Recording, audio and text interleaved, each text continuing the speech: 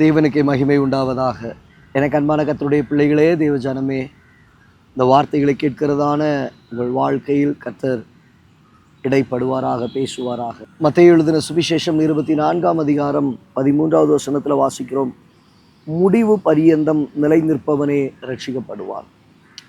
எனக்கு அன்பான தேவ ஜனமே, கர்த்தருடைய பிள்ளைகளே, கர்த்தருடைய வார்த்தை வண்ணமாய் சொல்லுகிறது, முடிவு பரியந்தமும் நிலை நிற்பவனே ரட்சிக்கப்படுவான். கர்த்தருடைய ரட்சிப்பை அறிந்துக்கிட்டோம், ரொம்ப சந்தோஷம். ஆவியின் அபிஷேகத்தை பெற்றுக்கிட்டோம், அதை விட சந்தோஷம், ஆர்ப்பரிப்பு, மகிழ்ச்சி எல்லாம் நமக்குள்ளே இருக்குது. நல்லது தான். இந்த கடைசி காலங்கள் மிக மோசமான ஒரு காலகட்டங்களுக்குள்ளே நாம் போய்கொண்டு இருக்கிறோம். பல நிகழ்வுகளை நாம் சந்திக்கிறோம். கள்ள தீர்க்க தரிசனங்கள், கள்ள தீர்க்க தரிசிகள், கள்ள போதனைகள், இன்னும் உலகத்தில் நடக்கிறதான பலவிதமான இன்னலான சம்பவங்கள், நடைபெறுகிறதான இக்கட்டான காரியங்கள், இவைகள் எல்லாம் இன்றைக்கு நம்முடைய தேசத்தில் நடைபெற்று கொண்டிருக்கிறது. அதே நேரத்தில் கடைசி காலத்தின் அடையாளங்களையும் நாம் பார்த்து கொண்டிருக்கிறோம். இதையும் தாண்டி கிறிஸ்து இதோ வருகிறார், அதோ வருகிறார், அங்கே நிற்கிறார் என்கிறதான சத்தங்களையும் நாம் கேட்டுக்கொண்டிருக்கிறோம். இப்படிப்பட்டதான இந்த காலகட்டங்களிலே அன்றைக்கு ரட்சிப்பை பெற்ற நாம் இன்றைக்கு என் விசுவாசம் எப்படிப்பட்டதாக இருக்கிறது?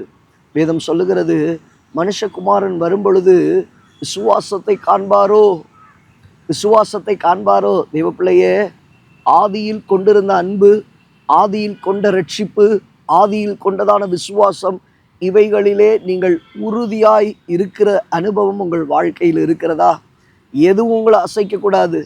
காற்றுகளால் அலைவு படுகிறதான ஒரு படகை போல நம்முடைய வாழ்க்கை அசைஞ்சுக்கிட்டே இருந்துடக்கூடாது. சந்தேகத்தினால் அசையக்கூடாது, அவிசுவாசத்தினால் அசையக்கூடாது, பாவத்தினால் அசையக்கூடாது, உலகத்தின் கேட்டு நிமித்தமாய் அசையக்கூடாது.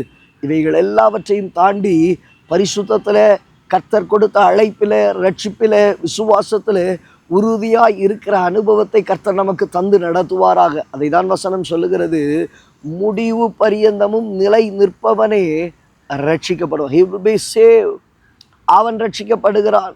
கடைசி வரையிலும் ஆண்டவர் வருகிற நாள், அல்லது என் மரணத்தை நான் சந்திக்கிற நாள், அந்த வரையிலும் எக்காரணத்தை கொண்டு எந்த சூழ்நிலையிலும் கர்த்தருடைய வார்த்தையை விட்டோ, கர்த்தருடைய சபையை விட்டோ, கர்த்தர் கொடுத்த அன்பை விட்டோ, கர்த்தர் கொடுத்திருக்கிற விசுவாசத்தை விட்டோ, கர்த்தர் கொடுத்திருக்கிற பரிசுத்தத்தை விட்டோ, கர்த்தர் கொடுத்திருக்கிற நீதியை விட்டோ நான் பின்வாங்கி போகாதவனாய் கர்த்தருக்குள்ளே என்னை காத்து கொண்டு அந்த ரட்சிப்பின் அனுபவத்திலே உறுதியாய் தரித்திருக்க தேவனாகிய கர்த்தர் உங்களுக்கும் எனக்கும் நமக்கும் ஆண்டவர் உதவி செய்வாராக. முடிவு பரியந்தமும் நிலை நிற்பவனே ரட்சிக்கப்படுவான். பாதியிலே இடறி போகிற கூட்டமாய் அல்ல, பாதியிலே ஓடுகிற கூட்டமாய் அல்ல, வழி தவறி போகிற கூட்டமாய் அல்ல, வழி பிசகி போகிற ஒரு கூட்டமாய் அல்ல, நடைகள் எல்லாம் கர்த்தருடைய வார்த்தையிலும் வசனத்திலையும் உறுதிப்பட்டவர்களாய் காணப்பட, கடைசி வரையிலும் விசுவாசத்தில் உறுதியாய் தரித்திருக்க தேவனாகிய கர்த்தர் நமக்கு கிருபை செய்வாராக. முடிவு பரியந்தமும் நிலை நிற்பவனே ரட்சிக்கப்படுவான். கண்களை மூடி ஜெபிப்போம். நல்ல தகப்பனே, இந்த வார்த்தைகளை கேட்ட உம்முடைய பிள்ளைகளுடைய வாழ்க்கையில் ஆண்டவரே, ஆதியில் பெற்றுக்கொண்ட ரட்சிப்பு, அபிஷேகம், வல்லமை, பரிசுத்தம், நீதி, இவைகள் எல்லாவற்றிலும் உடைய பிள்ளைகள் கடந்து வருகிறார்கள். ஆனால் இடையிலே எந்த ஒரு சூழ்நிலையும் உடைய பிள்ளைகளை வஞ்சியாதபடிக்கு கவனமாய் இருக்க, உறுதியாய் தரித்திருக்க, ஆரம்பத்தில் கொண்ட நம்பிக்கையில முடிவு பரியந்தமும் நிலை நிற்போமானால், கர்த்தருடைய வருகை மட்டும் அல்லது மரணத்தை சந்திக்கும் நாள் அளவும் ஆண்டவரே, உம்முடைய வார்த்தையிலும், உம்முடைய வசனத்திலும், உம்முடைய நீதியிலும், பரிசுத்தத்திலும், விசுவாசத்திலும், அன்பிலும், ஐக்கியத்திலும் முடிவு பரியந்தமும் நிலை நிற்பவனே ரட்சிக்கப்படுவான் என்று சொல்லப்பட்டது போல ரட்சிக்கப்பட உதவி செய்யும் இயேசுவின் நாமத்தில் பிதாவே. God bless you. God bless you.